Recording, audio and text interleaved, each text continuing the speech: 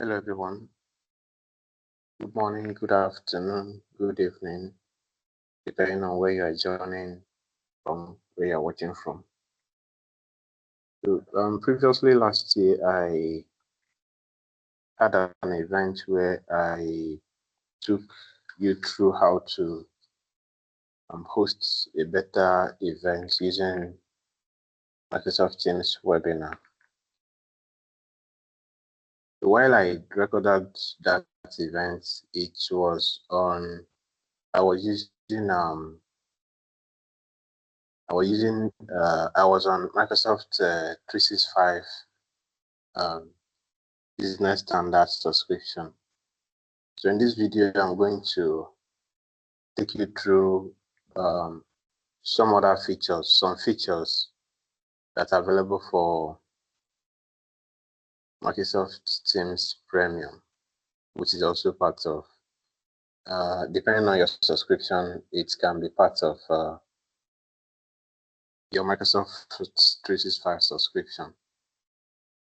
So in the last 29 days, I've been on a 60 days Microsoft Teams trial. So I've been trying to explore more capabilities that I can take advantage of.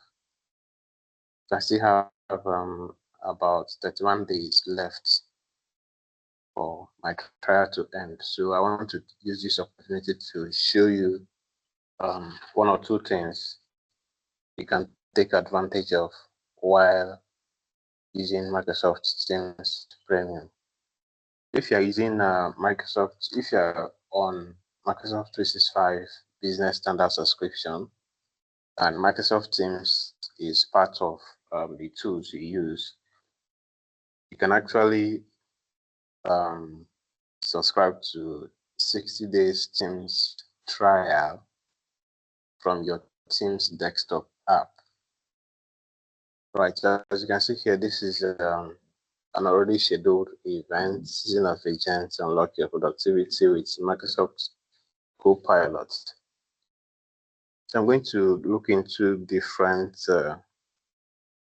areas. First of all, I'm going to look at the details and the registration part.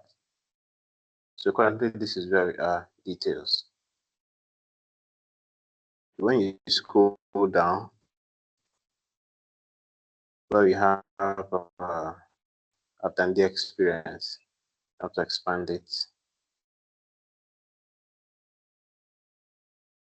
Loading. So from here, previously we didn't have manage what attendees can see, and we didn't have hide attendee names. So you can choose to turn that on, then save. So before you move to another parts of the event dashboard, you have to save whatever changes you made. So I'll save first. Right. Then let's go to registration part. So from here, we go to configuration. So as you can see here, I can, the maximum capacity for webinar because of the account I'm using is 1000. So here you can, these are more Teams features, Teams Premium features. So you can require manual approval of all event registrations. So this means that when someone registers for this event, I can manually approve if the registration is, if I want the registration to go in or not. And I can enable a wait list for this event, and I can limit the registration dates. So these are the three premium features we have under registration. Then when you go to emails, Previously, I wasn't able to edit any of these emails. So when you schedule a Teams webinar, these are some of the emails that will be sent out before, during, or after the event.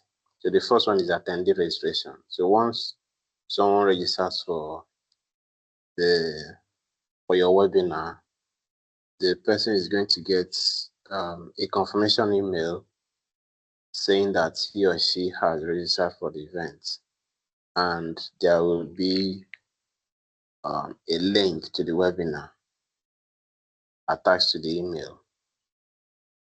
So you have attendee pending approval, attendee waiting lists, webinar cancellation, webinar date time update, webinar reminder, and event recording available email. So you can edit what the email says by default. So let's check one. So by default, this is I already changed the sender's name to my name. So you can make any other changes you want, or even add more content to the body of the email. So I change this part, this closure, sincerely, leave it at down, then a link to my LinkedIn profile and Twitter profile. So that's that. So depending on what you want to do, you can go through each of them and make edits as you want. So another place I want to show us is under the meeting options. So under the meeting, under setup, as where you have details, you can either go through here, edit more options, or you go through meeting options. So either way, they're going to take you to the same place.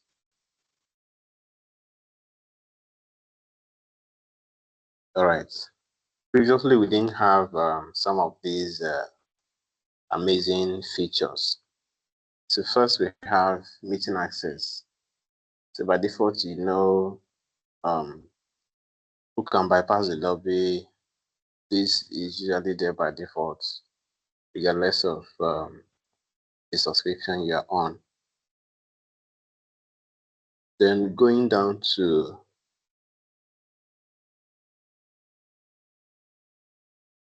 advanced protection. So here you can choose to turn off copying and forwarding of meeting chats, live captioning, and transcripts. So, during meetings, if the live captioning is turned on, if the chat is turned on, and messages are coming in through the chat, maybe questions or resources are being sent to the chat. So when you turn this on, it will restrict copying of messages, links, and any other thing that is being done within the meeting chat, including the live captioning and the transcript. Also, you can choose to apply a watermark to shared content. Maybe you are sharing a slide, you apply a watermark to make it to protect the information you have there, to make it confidential, such that when someone maybe screenshots his or her screen and wants to share that particular content, the watermark will be there. You can also choose to apply watermark to every video feed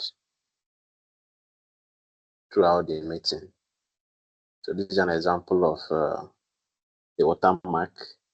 You have repeated, you have single. Single means it's reaching across. So you can see the effect. You can choose to increase or decrease the transparency. So whichever one you choose to do, it depends on what you want. Then if you have people who can transcribe languages, who can interpret languages in real time during your meetings, you can enable this, you can toggle it on and then send an invite to those people. They will join the meeting and then you select them as a language interpreter for your meeting. Then we have production tools. Here we have manage what attendees see. So they only see content shared and people you bring in on screen. Make someone a presenter to manage this meeting. So basically when the meeting is on, you have more functionalities and features to take advantage of as a Teams Premium user. So going down,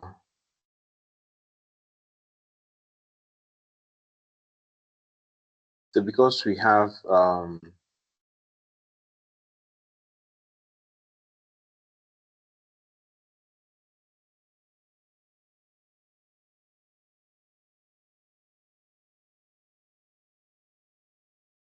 because on Teams Premium, we have Copilot and other AI.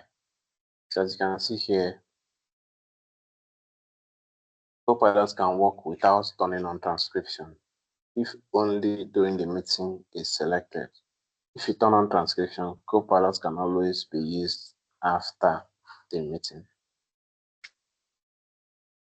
So it's a clear description there. So you can choose to turn it on during the meeting. So when the meeting is on, you have more features to take advantage of, especially during sharing content in the chat. I think I'm going to, but since I've made some of these changes, I'll just, if I move away from this particular window, I'll click on apply and then click on save.